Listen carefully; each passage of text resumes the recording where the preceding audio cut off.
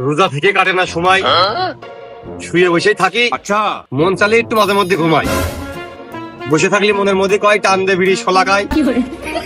তাই নিজেকে সান্ত্বনা দিতে চলে গিয়েছিলাম কবিদের এলাকায়। না দেখলাম নাটক, না দেখলাম ছবি, হাইলে দিলে ছোট বড় সবাই দেখি কবি। কাব্যের ভাষায় ড্রাইভার ভাড়া মারে, কাব্যের ভাষায় দোকানদার বেচে চা। বন্দনা হলে কাব্যের ভাষায় কবে খালি খানা খালি দূর হয়ে যা। পুরো এলাকা হাইটে দেখতে যাইয়ে বল চলে গেছে পাইয়ে। আজকে আপনারা দেখবেন সবাই কেমন কাইটলো আমার কবিদের এলাকায় যাই। সুপ্রিয় দর্শক মন্ডলী, দরকার এখন নিউজ, তাই ভুলভাল খবর নিয়ে আমরা 265 নিউজ। আর নিউজ 265 আজকের এপিসোডে আমি এমন একটা গ্রামে গিয়েছিলাম যে গ্রামের চায়ের দোকানদার, অটো ড্রাইভার, নেট মিস্ত্রি, মসজিদের ইমাম থেকে শুরু করে কাব্যের ভাষায় কথা বলে। अच्छा তো চলুন আমরা সবাই গিয়ে দেখে আসি কেমন কাটলো আমার কবিদের গায়ে কাব্যের দেশে একটা দিন।